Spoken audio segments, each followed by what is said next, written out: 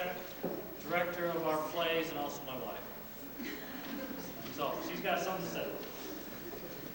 We want to welcome all of you here tonight to our school play. And a few minutes ago when we started planning this, I told some of our students, and the new ones really didn't understand. I said, you know, when we do something like this, we want to do a major production. It does become a major production. And they didn't quite understand. Now they have a very good understanding about what I was talking about.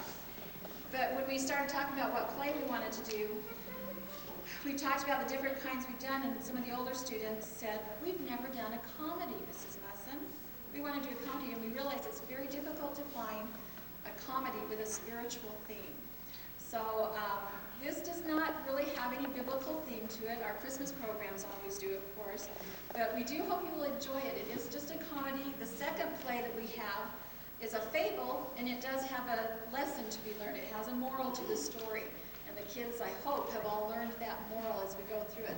But we hope you'll enjoy it and that you'll laugh, because the kids get more into it when somebody's laughing for them. The first few times we performed it, there was nobody here to laugh. It was just kind of dead. And everybody thought, what are we doing this for? And we did it for some of the little kids, and they really got into it. So we hope that you will enjoy it, and you'll get into it and encourage them on. They've spent a lot of time working on this, and I hope you'll enjoy it. So I welcome you to our first play, which is called The Ransom of Emily Jane. Then we'll have an intermission, and then we'll have our second play, which is A Stone in the Road. Thank you.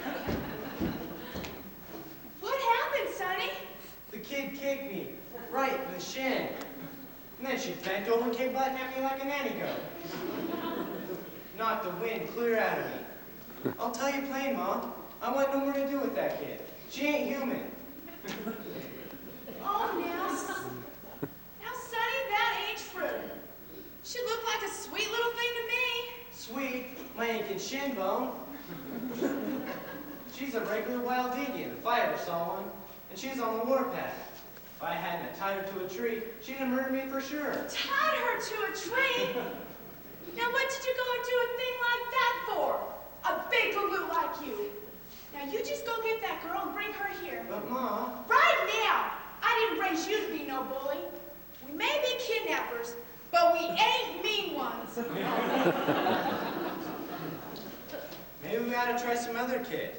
We could just take this one home again. Move on to some other town. Now hold on there, Sonny. I've always taught you to stick to things, haven't I? Now we've already got little Emily Jane Dorset, and we picked her out special because she's the richest little girl in the whole county. We'll clear 2,000 easy. Now you just go get that girl and bring her here. Poor little thing. Too scared even to scream. No, she ain't, Mom. She just ain't true to the gag it, that's all. Gag? Oh, Sonny, what kind of decent, kind-hearted kidnappers would gag a little child? Now you just go get that little girl and bring her here. I'll fix her up something hot to eat. She'll be calmed down in no time. Mark my words. I'll do my best, Ma, but I hate to think of the ruckus when that gag comes off.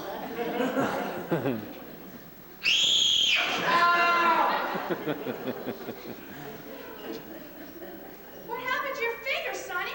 Did you have an accident? It was no accident, Ma. She bit me on purpose. Look, you can see tooth marks. Land sakes, boy. A little bitty bite like that never hurt nobody. And you certainly can't blame that poor child for putting up a scrap. Don't be afraid, sweetie. Sonny here wouldn't harm a flea.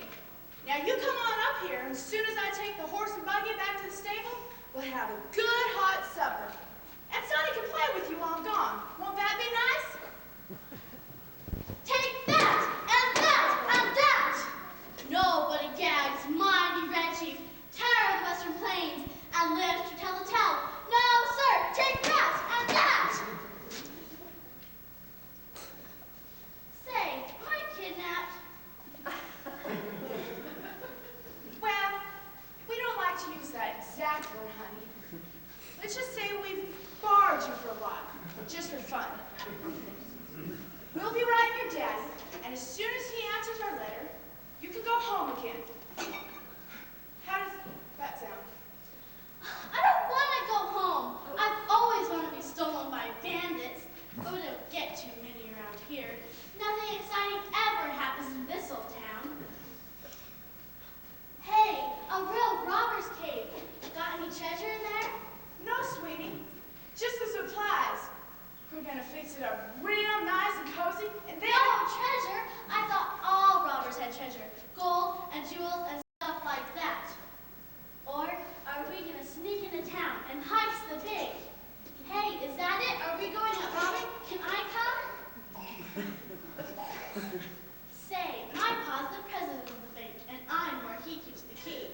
If you want me to, I Say can... it's no, child. Son and me, we ain't no common thieves. Sonny happens to be out of work just now, and we was figuring on camping out for the summer months, just till something or other turns up. Like Ransom, huh? Hey, I'll bet you can get a whole lot out of my pa. He's got piles of money. But don't write that letter yet, will ya? I've never camped out in my whole life. And we're gonna live in a real hideout. Not for long. We'll be writing your daddy, and as soon as he comes up here, I don't want to go home. Listen, I was gonna run away from home anyhow one of these days. Do you know what they make me do?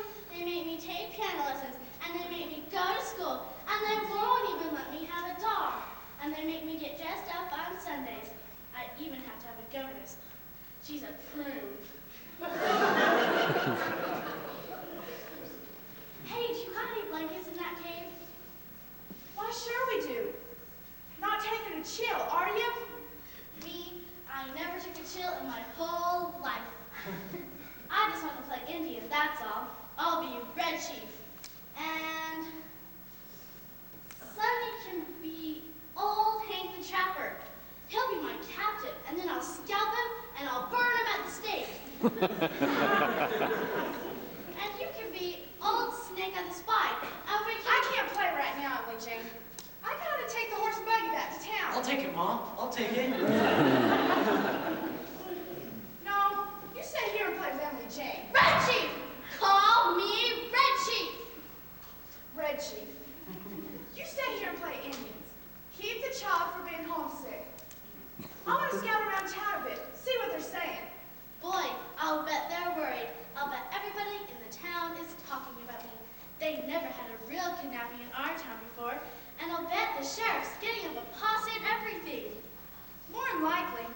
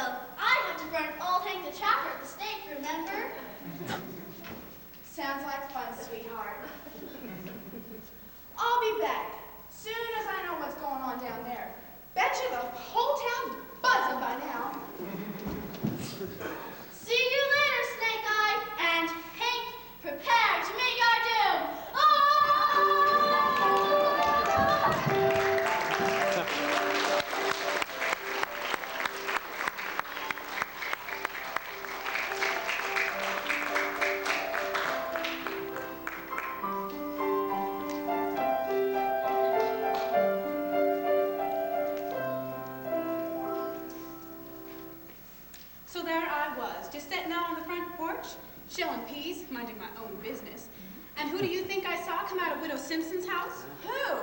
You promised not to tell. Not a living soul. You know us, Sarah May. Who was it? Lawyer Brown, that's who. No. As sure as you're alive, that's who it was. All spiffed up in his Sunday clothes and everything. Had kind of a sneaky look on his face, too. At least that's what I thought. And he went right past my house without so much as a howdy-do. Well, I never. Do you suppose they're keeping company? Sakes alive, it has been more than a year since poor old Emma Simpson passed away. Don't I know it? And they even say she even turned up at that Sunday school picnic down at Spindler Holler all by herself, gussied up, fit to kill. Imagine, at her age? But that ain't the worst of it. No. Well now, do not breathe this to a soul. Our lips are sealed, tight as clown. It's about that grown daughter of hers, Carrie Lou. Did you know she's running around with that wild Murchison boy? No, not the Murchison boy. I happen to know it for a fact. And last week, oh dear, I really oughtn't to tell. Whisper. Whisper, just whisper. Well now, it was on Thursday night, very late. I just happened to be looking out my bedroom windows, just getting a breath, don't you know? And all of a sudden, No. You don't mean it. Not really. Well, I never. Oh, girls, I'm so glad I found you. Have you heard the news? what news? About the little Dorset girl, Emily Jane. They think she's been kidnapped. Imagine a real kidnapping right in our town. Oh, that. I heard that this morning down at the yard goods store. Nothing to it if you ask me. No kidnapper in his right mind would go near that child. Just ran off and got herself lost most likely, and I, for one, don't miss her one bit. Harriet, what a thing to say about a poor motherless child. Well, I don't. Not after what she did to my poor little Roger last week. What did she do? Well, she was playing Indian. That's what Roger said, and she just plain scalped the child. That's what she did. Took a whole handful of them beautiful curls and knocked them right off. That poor little tyke looks like a plucked chicken. And she painted my Mary Ellen's face all up with what she called war paint. But it must have been that red lead they use on barns, because I was dazed getting it off. Poor Mary Ellen still as pink as a ripe cherry. Good riddance. That's what I say. That ain't nice, Harriet, but I see what you mean. Maybe a day or two at the will calm that child down a bit. And we'll have a spell of peace and quiet. Is anybody out looking? Just the governess, that's what they say. Poor soul. She spends half her life out hunting for that child. Well, didn't Mr. Dorset tell the sheriff? Oh, sure, but it's only been a day now, and since there hasn't been any rats, no, they don't figure it's a real kidnapping. I do. Why? Well, because nothing exciting ever happens around here, that's why. It's high time we had something like a kidnapping to talk about. Nothing like a scandal to stir the blood, that's what I always say. Guess you haven't heard about Carrie Lou Simpson, have you? No, what happened? Well, it seems that she and that Murchison boy. The Murchison boy. Not so loud. Seems they were strolling out in the moonlight last Thursday night, and just as they got to the corner of Elm and Main. No. You don't mean it. Not really. Well, I never.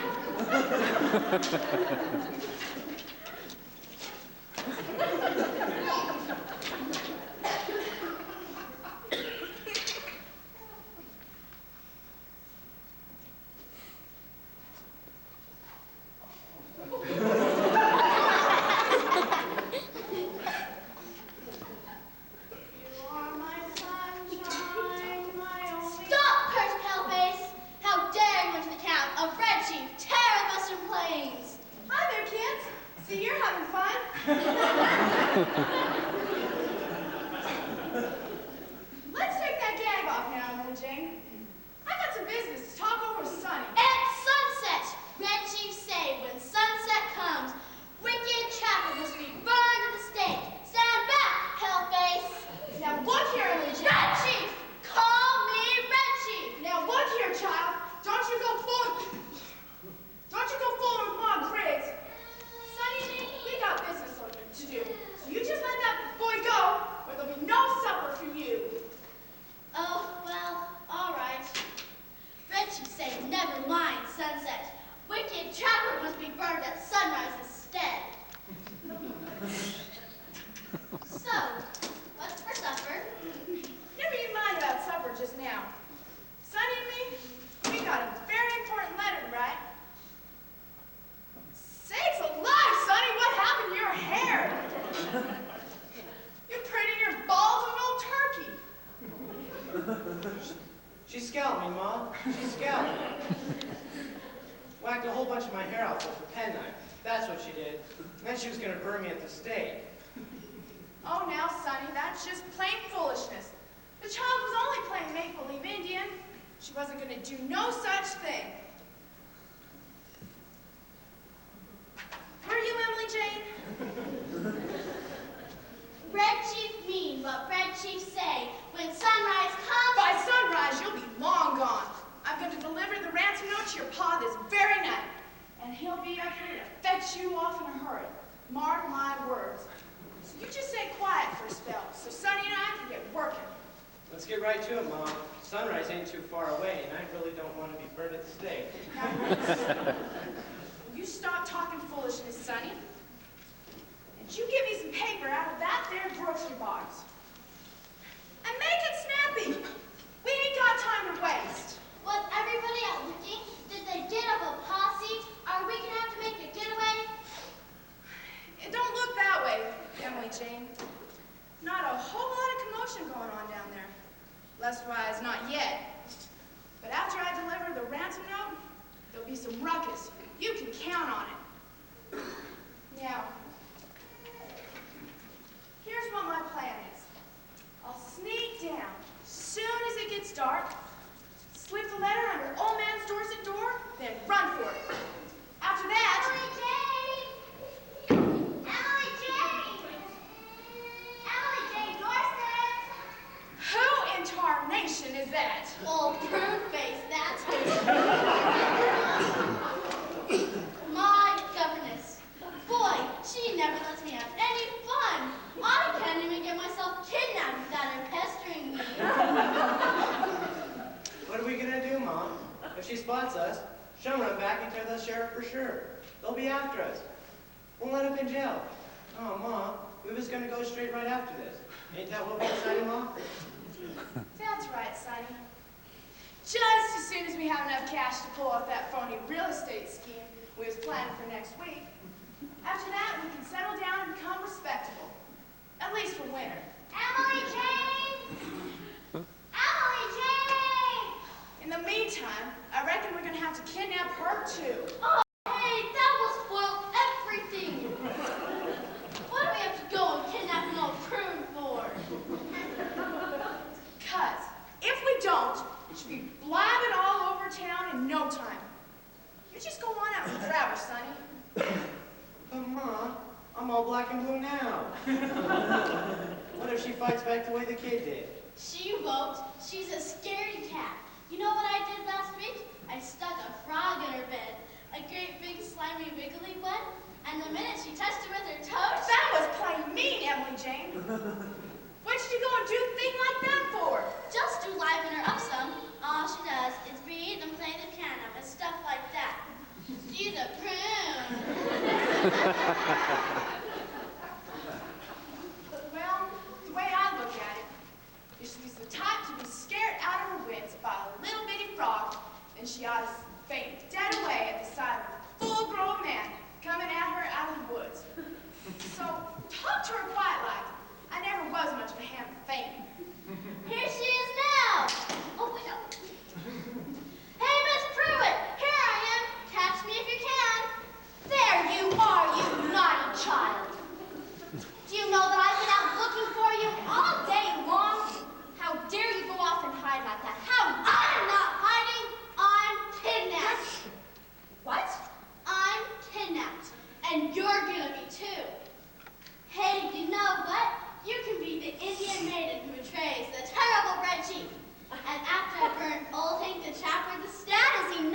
that nonsense, young lady. I am in no mood to play Indians. My feet are killing me, and I don't want to hear any silly stories about kidnapping. You know I don't like you to tell lies, even if you're only pretending.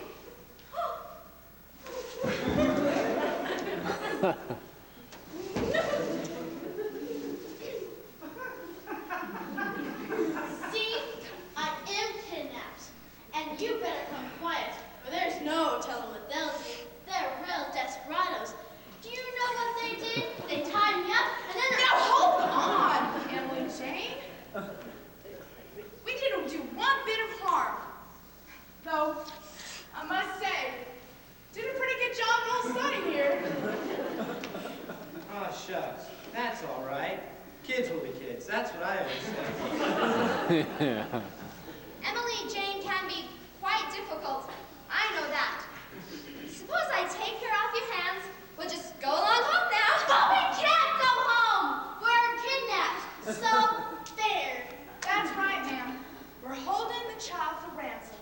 As soon as we get that, you two can go home safe and sound. You mean I'm kidnapped too? Afraid so, ma'am. But as soon as Emily Jane's pa pays up, How much are you asking? well, we haven't sat down and writ the letter yet, but we was figuring on about 2,000. Don't you think that's a bit high?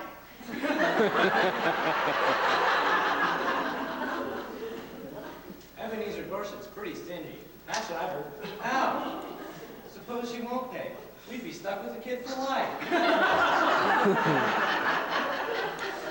That would be great. Then me and Sonny can play Indians all the time.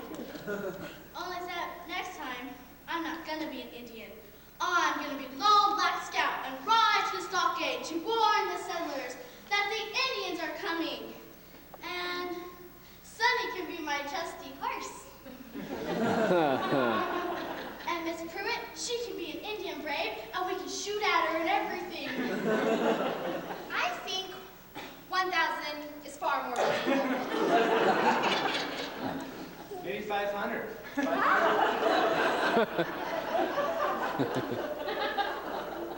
500 sounds like enough to me. I've always learned you to stick to things, haven't I, Sonny? We decided on 2,000. That's what we decided. And suppose we try for 1,500. We can try, Mom. Let's be ready to listen if the old man wants to narrow it down a bit. I don't like this here kidnapping business one bit. I don't think it's my proper line of work. I'm glad to hear you say that, sir. The road of life can be full of wrong turnings, and only an honest man knows which fork of the crossroads to take when the night is darkest. Say, that's right. Don't quite know what you mean, but it's sure a pretty way to put it. Thank you. I always did have rather a way with words. Maybe you can help me write this here letter. I never was much of a hand at that stuff myself. But I couldn't write the ransom note. I'm kidnapped myself. That's true. Anyway, we wouldn't want to get this nice here lady into any trouble. You read it. You write it, Mom. Just make it sound like we mean business. All right, I think I can handle it. Here's how we start.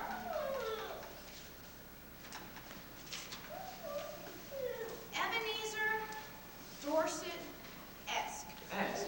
What intonation is that? That is quite correct. It stands for Esquire. And what that means is that Anybody who has S after their name is rich. So you better call me that too. Emily J. Dorset-esque. I got the beginning right then. Dear sir, we have your helpless child. Helpless.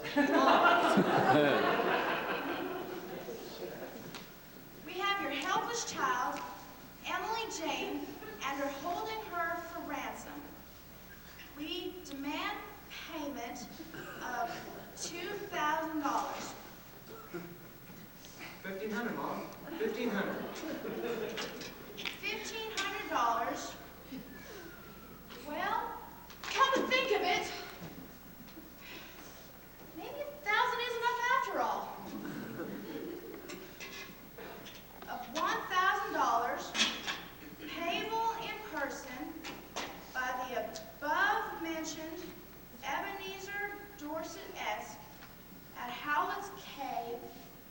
Summit Mountain previous to... I beg your pardon, but I believe prior to is the correct phrase. Prior to... Yup, that sounds a mite better. Thank you kindly. Prior to 11 p.m. Would you possibly make that a little earlier? Say 8? My feet are killing me. Glad to oblige. My bunions have been kicking up something awful lately. And I could use a night's rest myself. 8 p.m. If you do not show up with the proper sum of cash money at exactly this here hour, you will never see your child again. Very truly yours, Two Desperados. How does that sound? Hey, I made that up, didn't I? Desperados is what I called you. Sounds great. That's what I think. I'm going to be lots of help to you, too. If my pa doesn't pay, next time we can be the 3 Desperados and go out kidnapping together. I can stay with you and Sonny forever. Sonny, can I borrow your hat? What for? You'll see. Just don't anybody go away till I get back. Better be getting ready, Mom. Don't tell him what the kid has in mind this time. Oh, just some foolish dress-up game, more likely. Now, you two stay quiet till I get back. Alone? Just us two? Why, sure, Sonny. There's a nice mood outside.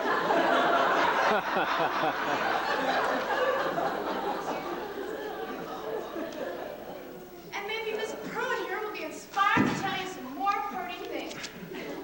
Like that they're saying about the crossroads. And then maybe you can say some pretty things to her. Ah, shucks. I don't know how, Mom. That's one thing you never did learn me. Maybe I had to escort you down the mountain instead. It ain't wise for a lady to be out after dark. Not even a kidnapping lady. Isn't that right, Mom? Oh, please don't leave me, Sonny. I've never been alone at night before.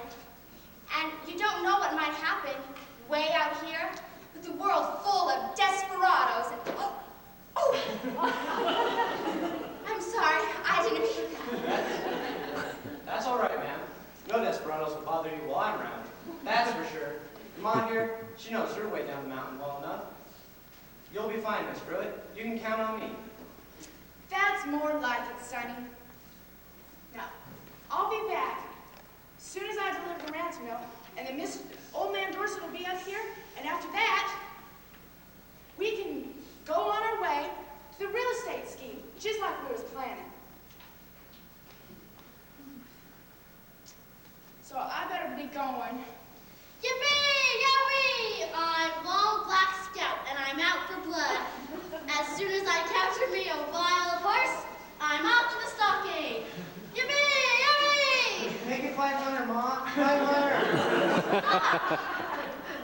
Halt, or I'll run you through with this bayonet.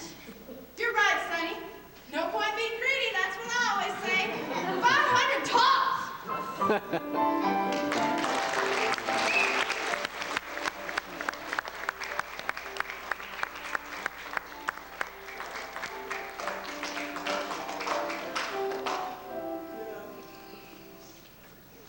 Well, now, that was a right nice sociable. I can't remember when I ate so much, though.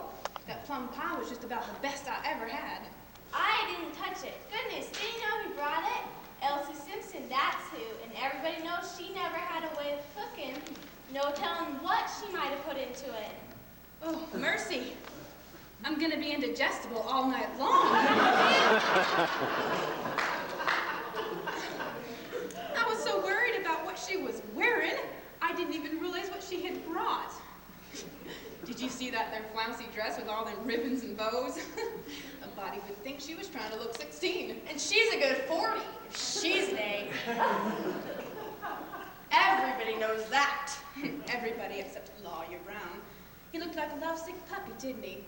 Plum daft over that foolish woman, that's the truth. Did you know he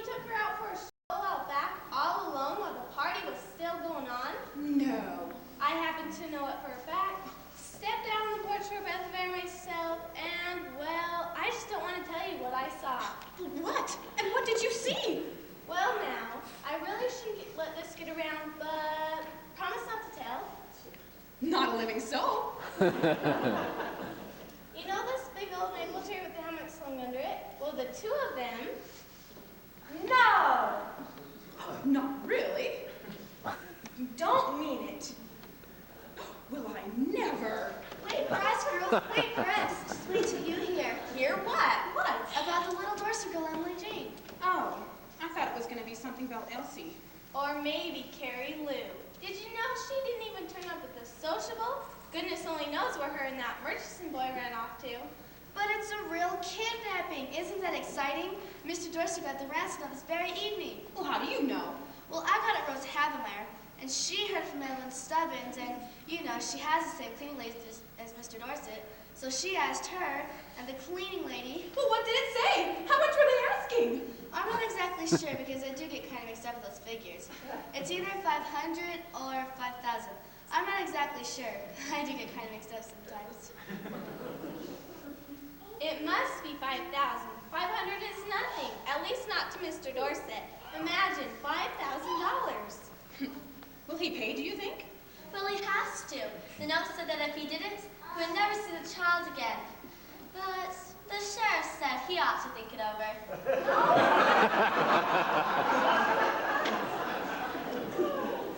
Think it over, but how can he when his child is in danger? You know how the sheriff is.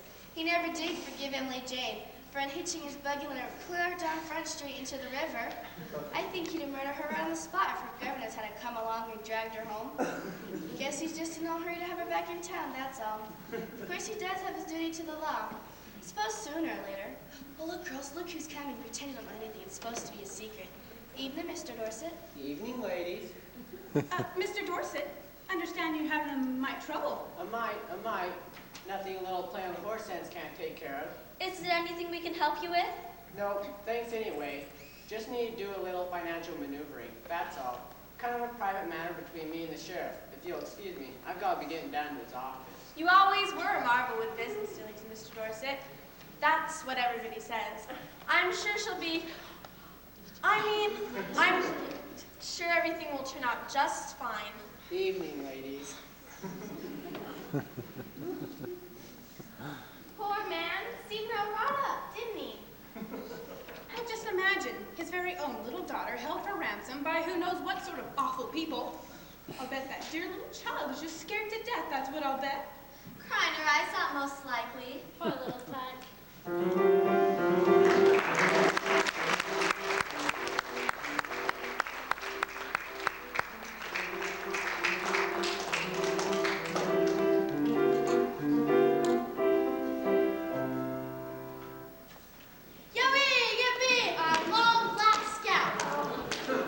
Getting up, old paint.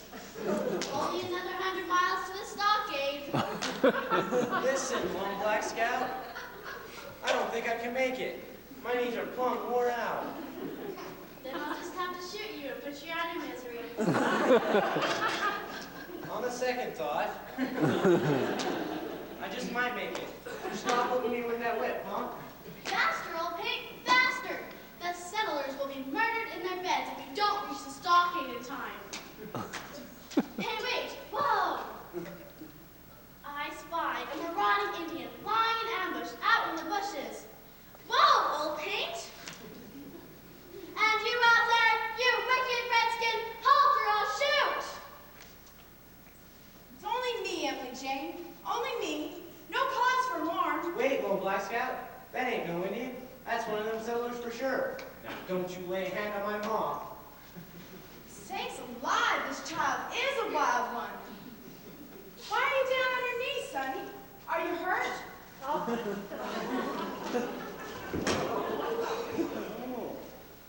She was riding me to the stockade. 100 miles so far, another 100 to go. Not barring an inch.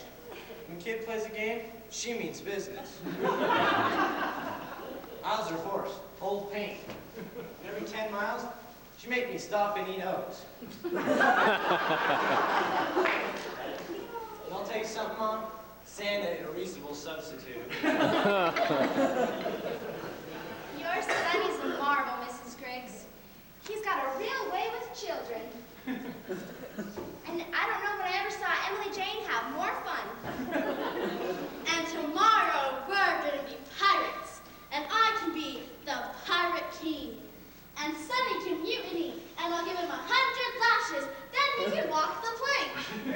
be no higher day tomorrow, Emily Jane. And that's a fact. Your pa will be up here anytime now. I don't want to go home. I want to stay here. And I want to finish being long black scout and ride to the stockade. Giddy up, old paint. Only a few more miles, and then I'll stop and give you some more oats. I don't think old paint wants any more oats, Emily Jane. I think he wants some of these nice beans I'm fixing for supper. And if you don't stop them shenanigans, there'll be no supper for you. But I'm hungry. We rode a whole 100 miles.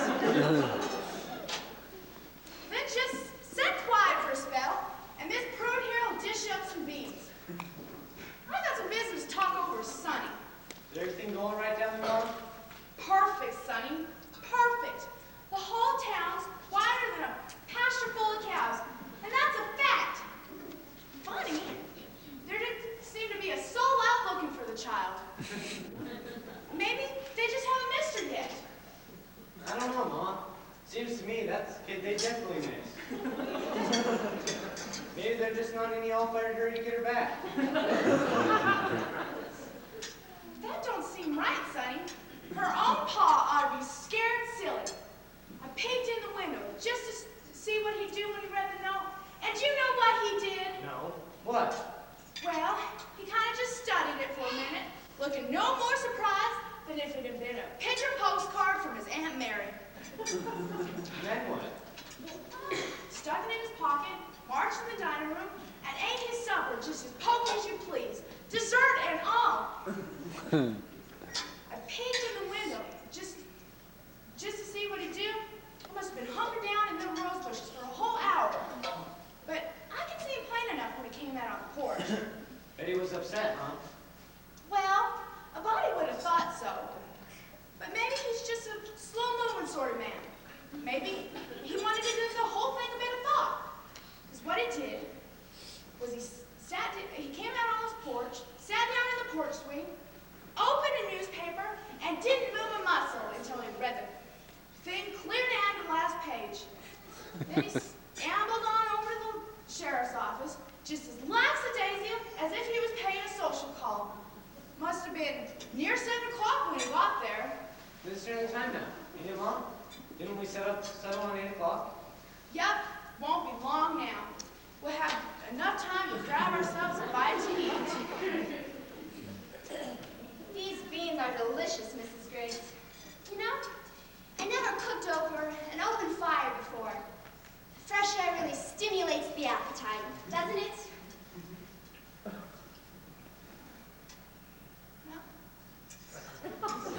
Camping out is fun. I wish I could camp out forever. Well, you can't, Emily Jane. Your father will be here very soon of it, I'm sure. Then you can go home and have a nice hot bath. I don't want a nice hot bath. I want some more beans. And after that, I gotta ride to the stockade. And after that... Say, these beans do hit the spot all right. Never tasted them so spicy. Did you do something special to them, Miss Pruitt? Oh, do call me Samantha. Yes, as a matter of fact, I added just a touch of mustard and a wee bit of molasses. Nothing to it, really. I think it's this lovely night air that makes them taste so good. Sometimes, I think it must be splendid to live a life in the open air, just to roam the woods and the fields, just to be wild and free and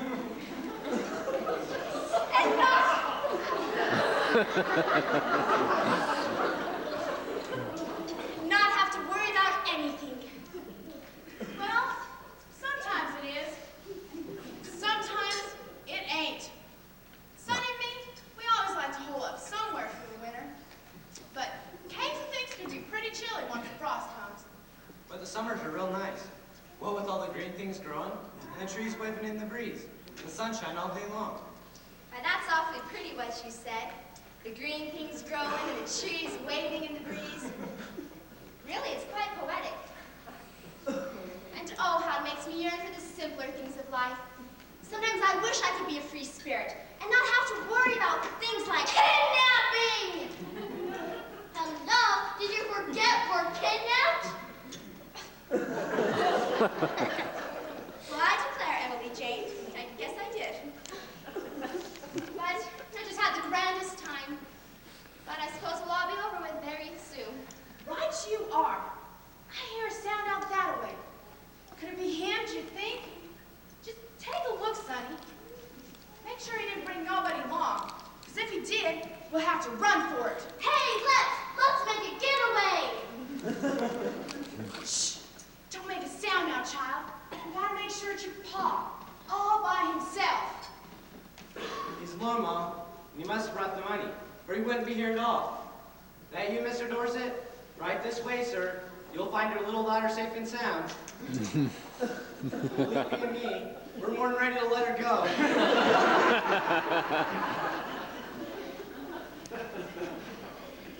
Aw, shucks, it's Pa. I was hoping it was the sheriff, so we'd have to make the getaway. Well, you know what? I'm not going. I don't care how much money he gives you. I'm not going! Oh, yes, you are, Emily Jane. We can't expect these people to put up with you forever. And I'm sure poor Miss Pruitt must be exhausted. Oh no, Mr. Dorset. It's been almost like a vacation. This gentleman here has taken complete charge of Emily Jane. He's wonderful with children. So imaginative. I suppose that's a good thing in his, particular line of work. Oh, he's not a regular kidnapper, Mr. Dorset.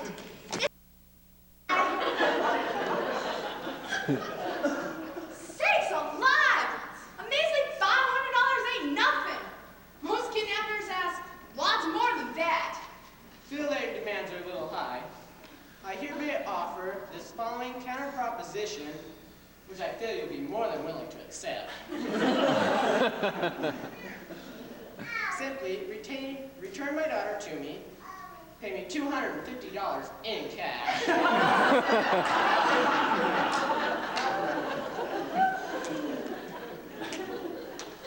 And I agree to take her off your hands. Well, that don't beat all pure foolishness. After all the trouble we've gone Do to. it, Mom. Do it. I've got that much right here myself. I was saving up for a gun, but I don't need no gun as half as much as I need some peace and quiet.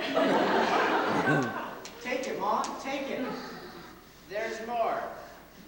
Do not ever show your faces near the Dorset home again, or I cannot be responsible for what the neighbors will do to you when they learn you are the persons who saw fit to return Emily Jane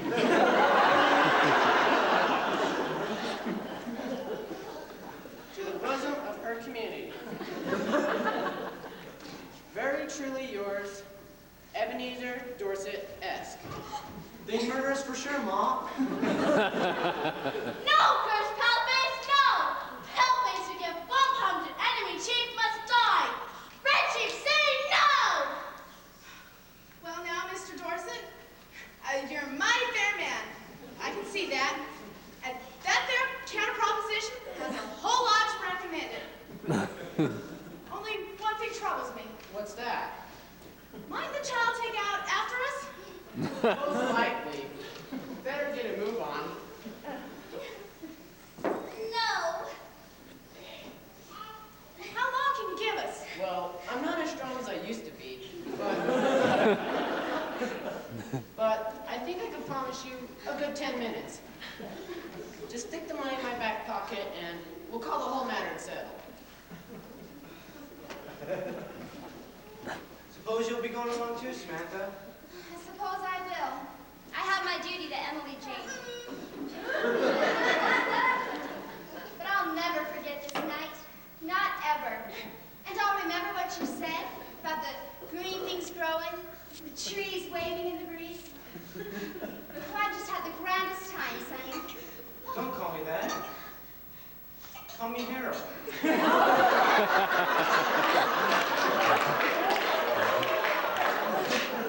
Goodbye, Harold.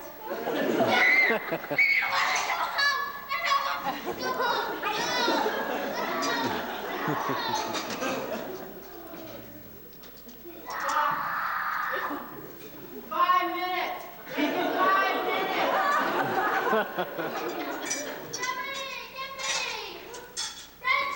forward, winning battle! Frenchie, fun, fun!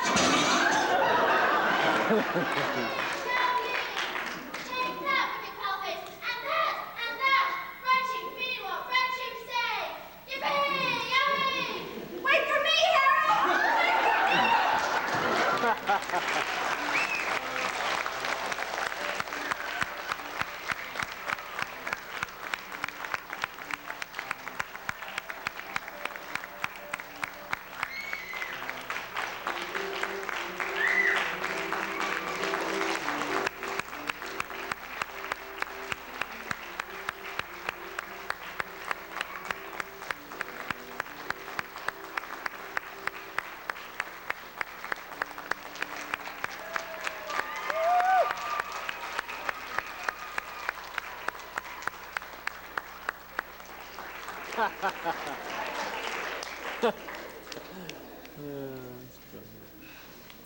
Okay, while they're still standing here, we just did an announcement, a couple announcements. Number one, if you read your program, you'll notice that there is a name missing. Miss Pruitt is missing, and that is Annie Miller. I have no idea how she did that, but she just missed her name, and as a senior, we just hate to have her name missed in the program. So we do that at least once a year, miss somebody's name. So Annie was Miss Pruitt, and we appreciate all you young people. And now they're tired. We have one more one-act play. But we're going to take an offering here in just a minute, and then by the way, the offering goes to take care of royalties. We have to pay royalties for the play each time we put them out. And it takes care of buying different things that we've had to buy for the play. And whatever is extra, we just go into our student council fund that will help us buy playground equipment we're willing this spring. So we are glad you came, and what we're going to do is we're going to have an offering. Do I have my... Only 10 years? It seems much longer. That's because you have done so much. No other king and queen has worked as you have, and you have made your subjects happy. I have tried to make them happy. But I wonder, Catherine, if I have done too much. Too much, Your Majesty? Yes. I was glad to work for my people, but now it seems that whoever wants for anything just comes to the Queen and gets it. Everyone praises your goodness. Catherine, if I were the wickedest, most cruel queen in history, they would still praise my goodness. That is true. Praise means nothing, but when I have made a happy kingdom, no one tries to help me. No one but a few. Surely everyone is faithful to you. Faithful to me, but not to my work. Watch my subjects when they come into the festival a little while. How they will shout and cry, "Long live the Queen!" But if I stopped my work tomorrow, the kingdom would go to ruins. Surely not, Your Majesty. You don't believe this, Catherine? I cannot believe it. Come now. Suppose that I were never to come down this road again. Do you think it would always be mended? Why not? They mend their roads because the Queen rides them, not for themselves. Why, even if that stone were lying in the middle of the road, no one would even try to move it away. With all the people that will pass today? I shall prove it. Come, help me. What are you going to do? I'm going to move this stone. In your fine robes, my queen? In my fine robes and with my crown on my head. Come. Right to the middle of the road.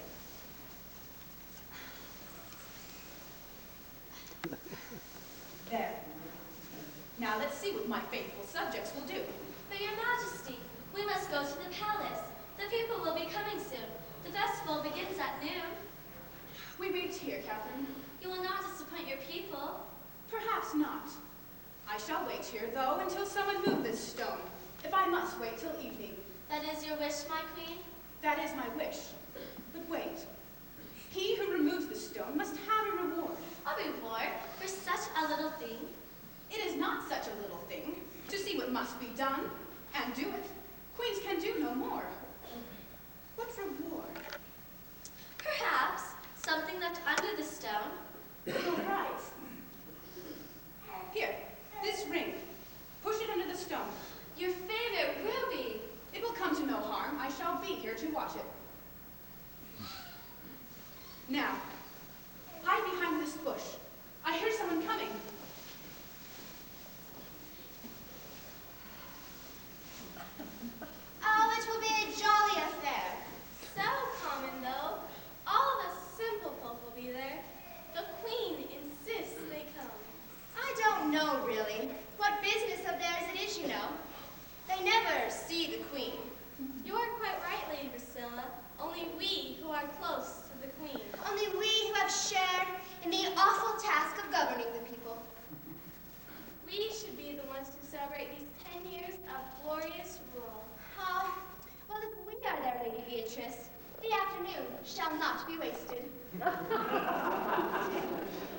Only Priscilla can say the nice things.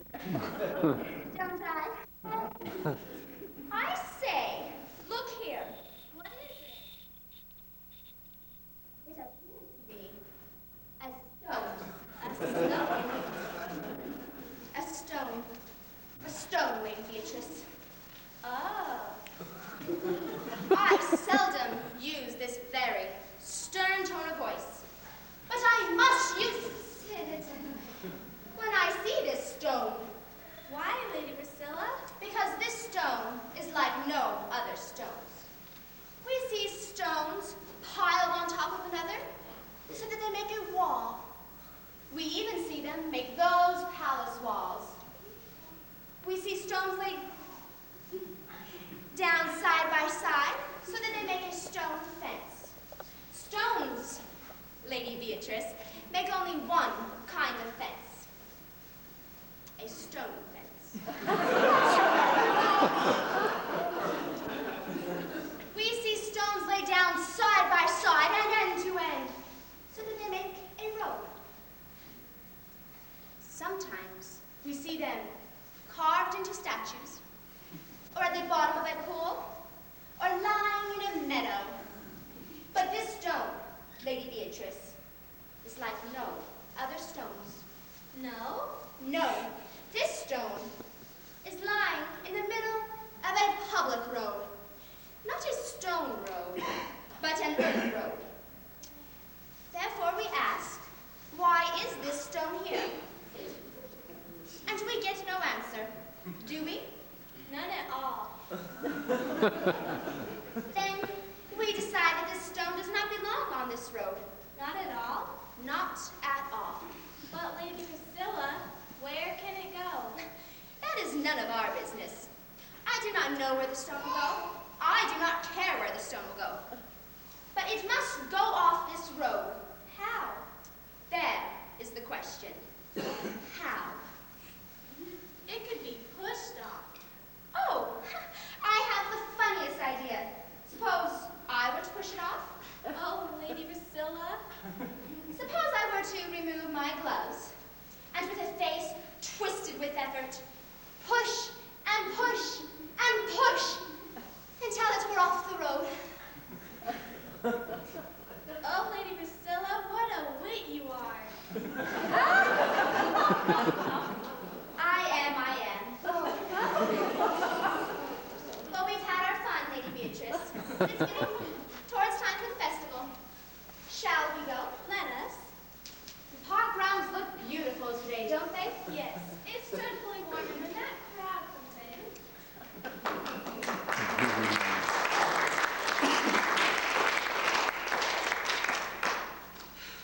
There they go. And the stone hasn't been moved an inch. Lady Priscilla would give a great deal to know what chance she had. Patience, my queen. She will know yet. Is anyone else coming, Catherine? Yes, queen. Here come 3 wise men from your schools. Perhaps they will know enough to move the stone from the road. Quick, back into hiding.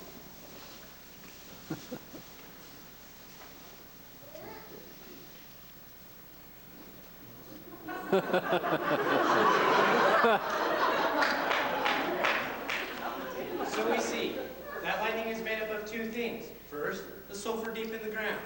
When the rain softens the ground, the sulfur comes up in a fine mist. Very good, Doctor, very good.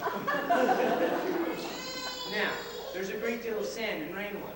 When the rain falls, the sand rubs the sulfur mist. Sulfur burns very easily. Aha! Now, when the grains of sand rub the sulfur, they make it very hot, so they explode. Bang! And then we see lightning and hear thunder. Doctor, I congratulate you. This is the greatest discovery of our lifetime. Of course, my experiments on the use of pigskin in treating headaches may sometimes surprise the world. And then, of course, there's my experiment on how the sun gets bigger at sunset. Very true, although you never explained why it is also bigger at sunrise. I'm working on that. Well, what do we have here? Carbonate of lime. Silicious freestone. Igneous feldspar.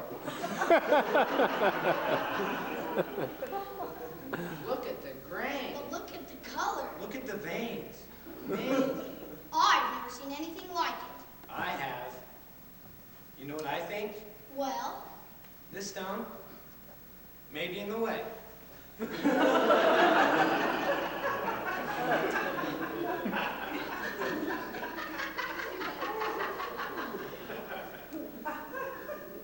Why? Just watch. Suppose I was over here. I wanted to get to the Queen's Gardens. I walk, all goes well, then I come to the stone. walk around it. No. No. I see the doctor's idea. Waste of energy. Exactly. And loss of time. What shall we do? Since this stone prevents I travel. beg your pardon, Doctor. I don't mind if it prevents travel, but it increases travel. Well, that doesn't matter, Cole. We want to get rid of the stone. Do we? Oh, yes. Then how? As men of science, we must choose the way that will use the least energy. Let us consider this stone.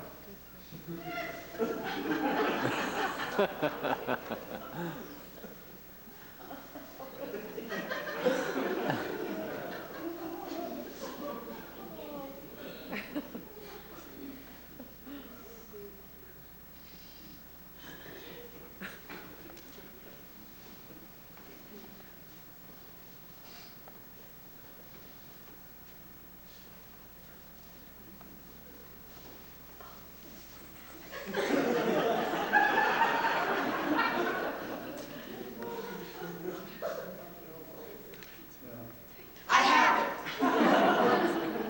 Pulleys and ropes. No. Rollers. No. Levers. No. Well, what? Yes. What?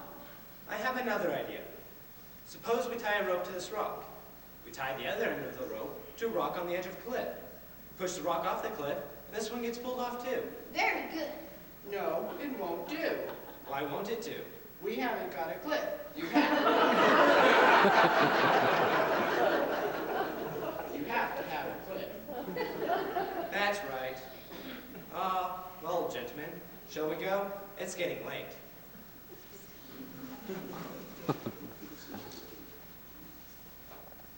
Very well. What were you saying the other day, Doctor, about snow? Snow, as I say, probably grows in the North Pole. It is picked up by the strong north winds and carried down to us. No, it grows at the South Pole. Snow isn't a plant. Plants don't melt. But I can prove, It has been shown. I know for fact. Robinson says. Copernicus says. Plato says,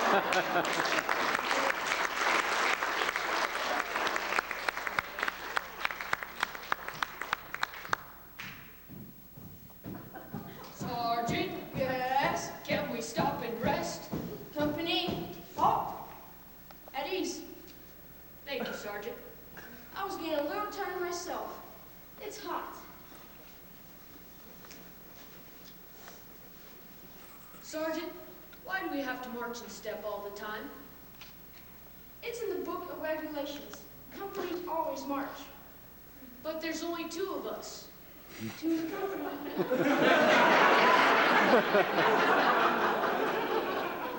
Two's the company. Either way, we have to march. It's in the book. And do I have to march behind you? We can't talk that way. Sergeants and privates mustn't talk while marching, only when I give the command. Well, it seems awfully tiresome. That's what armies are for. Do things they don't want to. Look here. What's the stone in the middle of the palace road? Shall I move it? No. Why not? You mustn't do things like that without the orders.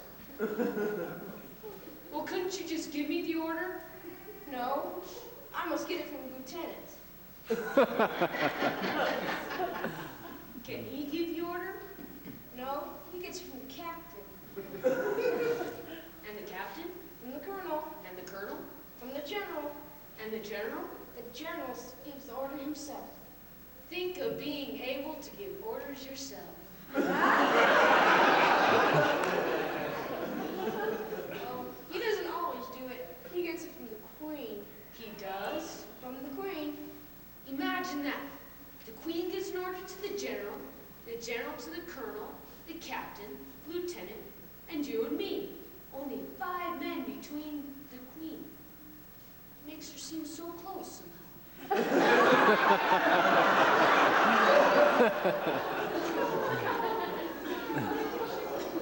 Anyway, we must move the stone. It's a pity, too. The crowd will be coming this way. Well, how shall I move it if the general never sees it? Well, I'll tell the lieutenant, and the lieutenant will tell the captain will tell the colonel will tell the general, and the general will send the order. Without asking the queen? It isn't very important. You won't have to ask the queen. Well, let's get on. Company, attention. Forward, march. Left, left, left, left, left, left.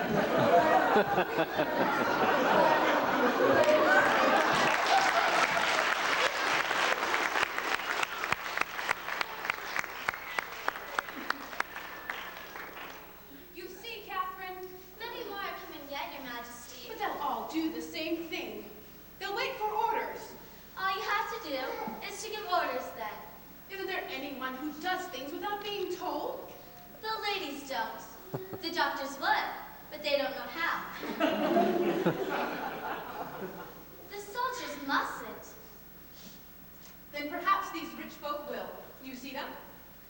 They're the ones who do things in their own way. Back into hiding.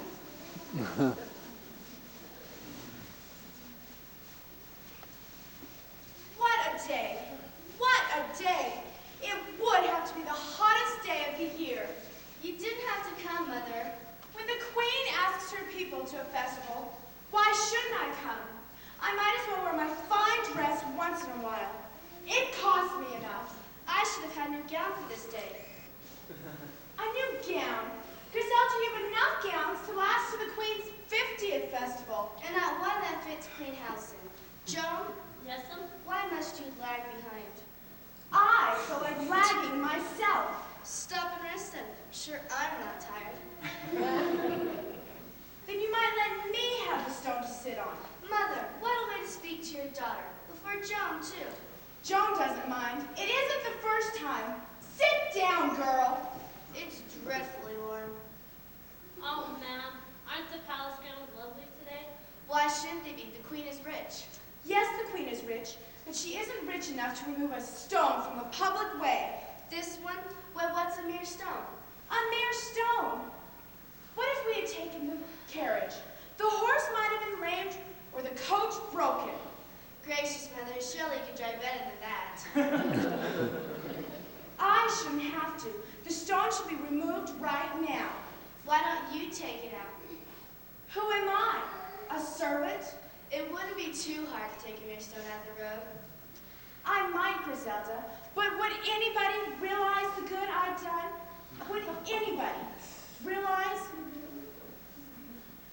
It's a pity to think of all the horses that will be lame, and all the carriages that will be broken.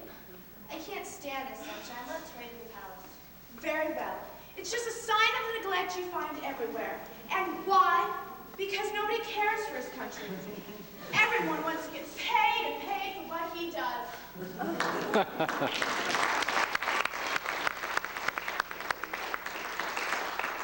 Well, there goes a woman who loves her country.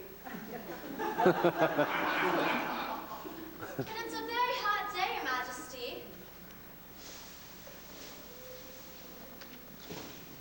I must finish this poem for the festival. And then they might let me read it. Let me see. Dear Queen, we do you honor. Honor. That's a poor word. No, it's all right. Dear Queen. Loved Queen? No, that's too hard to say. Dear Queen, we do you honor. That's all right. Dear Queen, we do you honor. Our hearts are yours alone. That's good. Hearts. I want to say hearts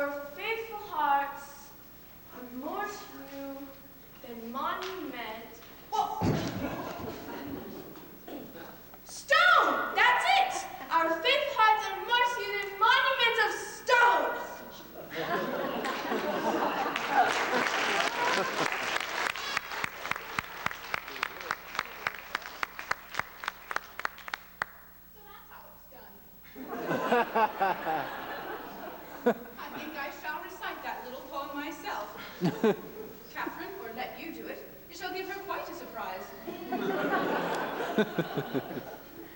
Listen, Your Majesty, there's quite a crowd coming. Perhaps if they all pull together, they may remove the stone. We'll see.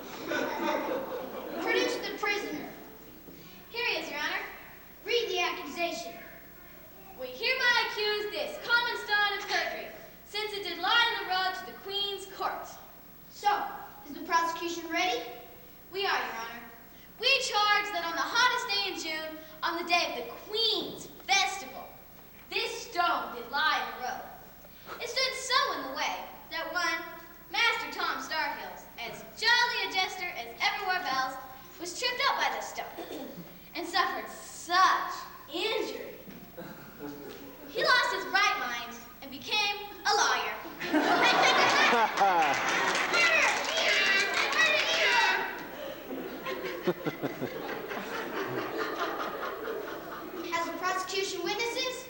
Enough, Your Honor, to hang the stone 1,000 times. Once is enough. I call Anne to witness. Did you see this stone in the road? Yes? Did you see Tom Starhills, the great jester, go by? I saw a poor creature, lame in both legs, but trying to dance. Went down this road, singing like a sleepy crow. Did you see Tom Starhills? If that was Tom Starhills, I saw him. Bailiff, I think the prosecution will not win. Learned lawyer, I did not like your witness. Dismiss her. Has the defense anything to say? Yes, Your Honor, much. Have you another witness for me? I call the stone to speak for itself. Can the stone speak? Yes, but very softly. Let it speak then. I shall tell you what it says. It says, Your Honor, that it fell off the hilltop, rolled here, and could not move away. What made it roll from the hilltop? It was kicked. Kicked. Who kicked it? A clumsy man dancing by.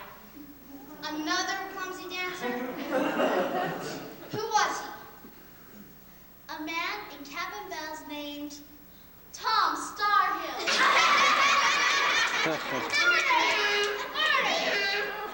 The court is ready to pronounce sentence. Jurors, how say you, guilty or not guilty? Not guilty, not guilty. Stone, having been freed of this awful crime of Lex Talionis tandem omnibus kiske hung, you are hereby freed of that charge.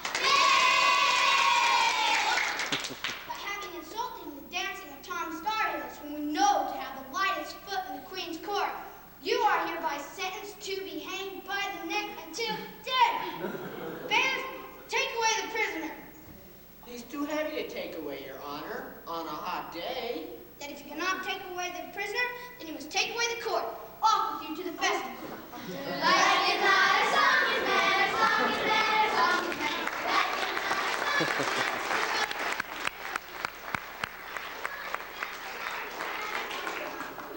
song is better. Hurry, Amy, or we'll be late. I hope we see the Queen. Oh, look, there's a stone in the road. It shouldn't be there, should it, Davy? No, some might hurt herself on it. Let's get it out of the way. All right. Now let's hurry. We must get a good place. Oh, look, Davy. What is it? See what I found? A ring. Why, it's a ruby. We must find out whose it is. And give it back. Oh, Davy, now we'll be late for the festival. You won't be late, my child. The festival does not begin until I arrive. It's the Queen. The Queen. You have found the ring. Oh, is it yours, Your Majesty? Here it is. The ring is yours. Mine? Yes, yours to keep. What is your name, my child? I'm Amy. This is my brother, Davy. And who is your father? A farmer. Did he teach you to remove stones from the road? Yes, he did. Then such a farmer shall tend the gardens of the Queen. I don't think he knows about gardens, Your Majesty. Then he shall learn. But if he will, he may be the Queen's gardener. Oh, Amy, we'll live in the palace. Please, Queen, can we go and tell him now? After the festival, we shall go together. Now I must celebrate with my friends, Davy and Amy. Your Majesty, we have been searching for you everywhere. I have been inviting guests to my festival. Silence, my people. Here, by the side of the road, begins the Queen's festival. After 10 years, I have found two subjects who will serve their queen for love, and not because they were told to. Sir Davy and Lady Amy. My lord and lady of the open road shall help me keep my festival. Catherine, bid them sound the trumpets.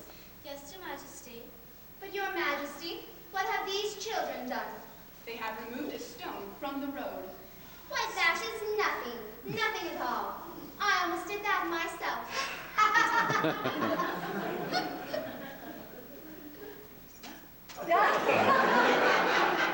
There, Tom Starhills. Let those 3 knocks remind you forever of the day when you almost did it yourself.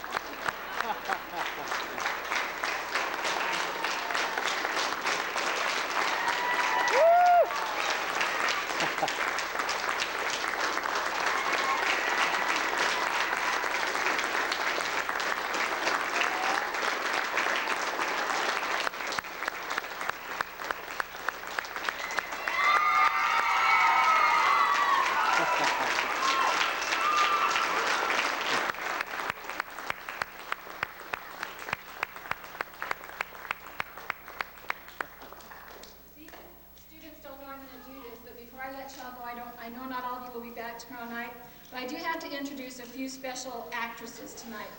And I need to introduce 3 of our seniors, Deborah Mitchell, and Annie Miller, and Jennifer Stevens. They've been a big help to me over the last 7 years, and I'm going to get weepy-eyed because this is their last school play at the Anchor Christian Academy. Annie started back 6 years ago, we're talking about tonight, when she was in 6th grade as Lunatic. In her first school play, she actually played a tick. She had 6 arms and did a little dance. And Deborah started out as the camp cook, the Chinese cook, Hu Flang Chow. Hu Flang Chow.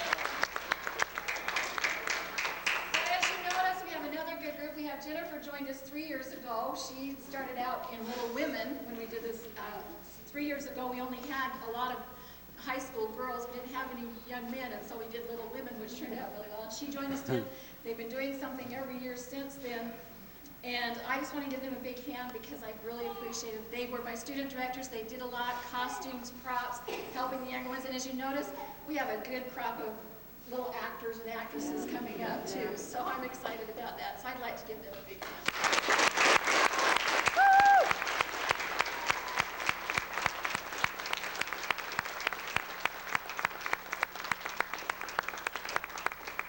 Thank the young people, Mrs. Musson, for putting all this together. We missed another one, Mrs. Musson. Ashley Comstock's name was not in here, so we apologize. Where's Ashley the poet? There she is. We'll put your name on something. But Ashley Comstock, poet, okay? We just found that out. So we want to thank you, young people. Thank you very much for a good job. And we're going to do it all again tomorrow night, okay? And so you're all welcome back to come if you want to see it again. There'll be something different, always is. Oh boy. And so we're looking forward to that, and you're all welcome. Let's all stand. We're going to have a word of prayer, and then we're going to be dismissed. Thank you for coming to our place, and we just hope that you had a good time doing it. Let's bow for a word of prayer. Lord, again, we thank you for the opportunity for our young people to perform. And Lord, we thank you for those who worked so hard. Mrs. Musson, and she has put this together, and the seniors as they've helped her, and then they've done their parts, and each one, all the way down to the youngest, with the one line. And Lord, I just pray that you would bless them for what they've done, encourage them to keep on doing the right things, and using their abilities for you. Thank you for this evening. Thank you for each one being here. Lord, we just pray that you give us safety as we travel home. Thank you for this night. Pray these things in thy name. Amen. Thank you. Amen.